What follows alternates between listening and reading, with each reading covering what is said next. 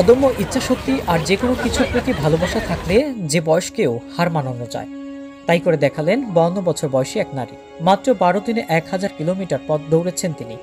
বিবিসির প্রতিবেদনে বলা হয়েছে, নাতালি দাও নামে ওই নারী থাইল্যান্ড, মালয়েশিয়া এবং সিঙ্গাপুর জুড়ে দৌড়ে এই রেকর্ড করেন।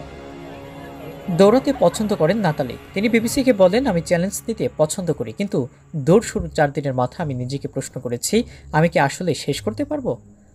বিবিসির প্রতিবেদনে বলা হয়েছে, নাতালি একজন আল্ট্রা রানার, যারা ম্যারাথনের দূরত্ব বা 42.2 কিলোমিটার বেশি পথ দৌড়ান তাদের আল্ট্রা রানার বলা হয়। নাতালি দ্রুততম 1000 কিলোমিটার থাইল্যান্ড সিঙ্গাপুর আল্ট্রা ম্যারাথনের সিঙ্গাপুর রেকর্ড অর্জন করেছেন। প্রচণ্ড গরম এবং গুরুতর নিতম্বের আঘাতের মুখোমুখি হওয়া সত্ত্বেও নাতালি প্রতিজ্ঞাবদ্ধ ছিলেন। প্রতিদিন 2টি ম্যারাথনের সমান দূরত্বে দৌড়েছিলেন।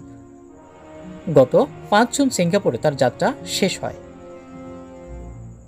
লক্ষ্যে পৌঁছানোর পর নাতালি বিবিসিকে বলেন, এত দীর্ঘ পথ দৌড়ানোর ঘটনা এটাই প্রথম। এর আগে সবচেয়ে বেশি 200 কিলোমিটার দৌড়েছিলাম, কিন্তু এবার নিজেকে ভিন্ন ধরনের একটি চ্যালেঞ্জ ছুড়ে দিয়েছিলাম।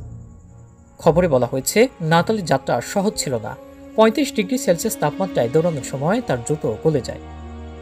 অ্যাথলেট হিসেবে প্রশিক্ষণ নেননি নাতালি। বয়স যখন 30-এর কোটার শেষের দিকে, তখন দৌড়ানো শুরু করেছিলেন তিনি। সুস্থ থাকতেই দৌড়ানোর পথ বেছে নেন তিনি।